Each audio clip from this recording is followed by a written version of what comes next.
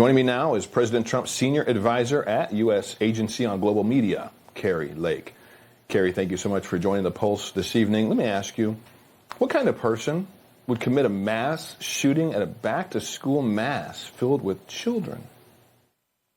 Well, obviously a very sick, mentally ill person who ended up taking his own life. But I just, as a mama bear, I don't know, when you just played that sound that from that little boy, that just broke my heart because no child should have to go through that.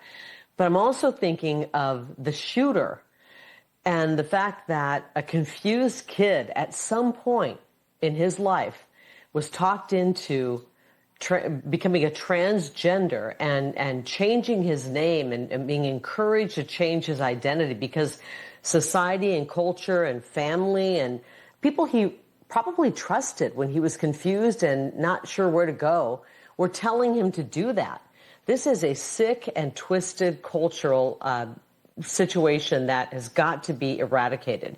And we need to really come down hard on any adult who is encouraging a child to try to change their gender. There's no such thing as a transgender child. This is a made-up thing that is causing severe mental illness. And I mean, then they put the kids on hormones and all kinds of drugs which exacerbate anxiety and depression. It's a recipe for disaster. We've seen it play out again and again and again, David. And this is the reason we're seeing this kind of violence play out. And it's got to be stopped. And the adults need to be held accountable, whether it's a high school counselor, whether it's a parent who's pushing it on their children. We've all seen those videos of moms or adults in the lives of these children who are pushing this transgenderism on these kids. It is sick. They're mentally ill. And we have to stop pushing this on our kids. It's beyond just horrible. I have no words tonight for what happened. Yeah, it does. It just takes your breath away. And to think about the parents that don't have their two little, their little babies tonight. It's just babies tonight. I know. It's heartbreaking. And what and these it other should ones not have gone be. Through. It makes you want to hug your kids, whether they're 30 or 20 or 10. But we can fix this. We can stop with this nonsense. We don't have to push this woke agenda. It's really a woke agenda that has pushed this transgenderism. When you and I were kids, nobody in high school or junior high that was a boy was trying to tell people they were a girl. This is a new phenomenon. It's being pushed by some very, very sick individuals, and it's got to stop. And they're pushing our children into doing terrible surgeries and getting on terrible drug protocols, and it's really messing with their minds, and it's hurting society. Yeah, it is, 100%. In 2023, Minnesota Governor Tim Walz, he signed multiple laws making his state a, quote, trans refuge for child sex change surgeries. Should states start treating people with who are seeking sex change operations as potentially dangerous? And what should we say? What should be done to governors that are literally writing it into law so that kids can move forward with this kind of nonsense? Can you imagine? I mean, David, you and I are both parents. If your 16 or 17-year-old came to you and said, I want to get a tattoo on my neck or on my face or on my arm, will you sign off on it? You would say, hell no, we're not. You're not doing that. This kid came to his parents and wanted to change his name. Now, whether the parents encouraged it, we don't know. Who encouraged that, we don't know. Was it the school counselor? What kind of parents are signing off on this? And what's being told to the parents to encourage them to sign off on it? It is twisted, it's sick, it's disgusting. And any doctor who mutilates a child that way should not only lose their license to practice medicine, they should be thrown behind bars. And throw away the key, by the way, once you put them behind bars. Any adult who's encouraging this should be thrown behind bars.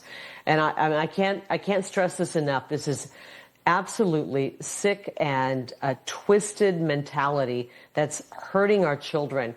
And while I find this shooter to be absolutely horrible, I look at what must have happened in the life before today, in the past 10 years in his life, that pushed him to this point where he acted out this way.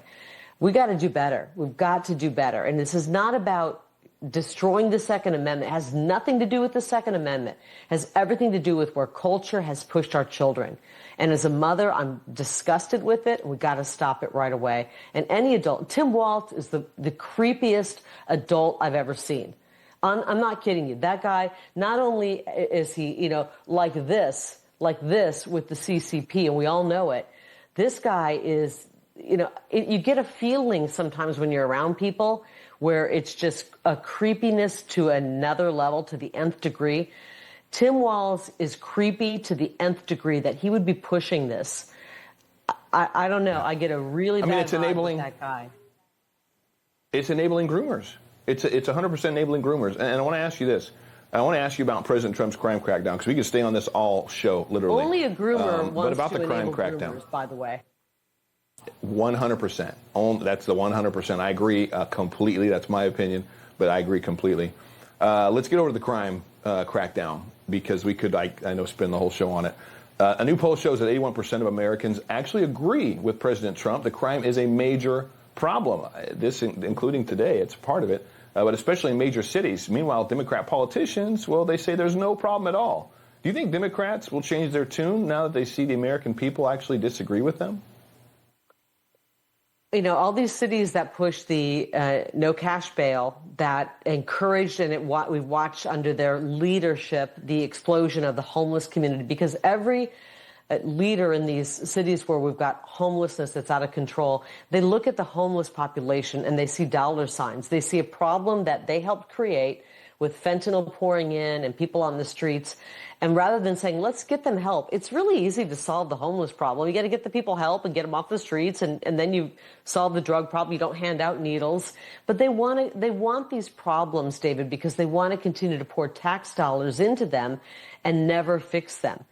And President Trump has shown us how easy it is to fix the problem. You crack down on it and you solve the problem. I'm here in D.C. working for the administration.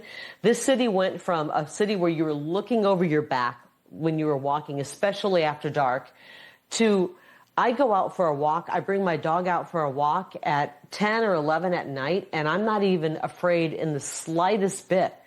There's National Guard patrolling the streets. The people are going up to them. I've seen it with my own eyes. They're saying, thank you for being here. This is how it's done. And what baffles me is why these governors and mayors don't want this in their city.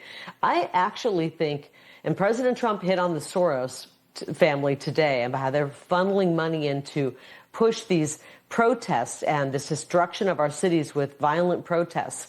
I think they're planning violent protests. And they know that if President Trump is in major cities around the country bringing about a safe and secure community for the hardworking, tax-paying citizens and their families, it's going to be a lot harder for them to push their destructive protests that are fueled and funneled with money by the Soros crime family. That right there, I bet you, is the nail on the head. That's probably exactly why they don't want it. And as you said, it's a big business. When you got all this crime, you get all this money, you get the money from the government, and then you don't do anything about it. And then you want more money. It's a big racket. I'm thankful that you are there in D.C. helping our president, and so thankful for what he's doing. Kari Lake, got to have you back soon, sis. Appreciate you so much. Thank you for joining. Prayers out to Minnesota and those families and the law enforcement. And it's time that we stop this craziness and get back to those family values and those values that are truly, one with God. Yeah, biblical. Get in your Bible, read, pray. It's a spiritual battle. And what we just saw play out, I think, is a manifestation of evil in that spiritual battle. Kari Lake, thank you so much for joining this evening. Thanks, God David. bless you.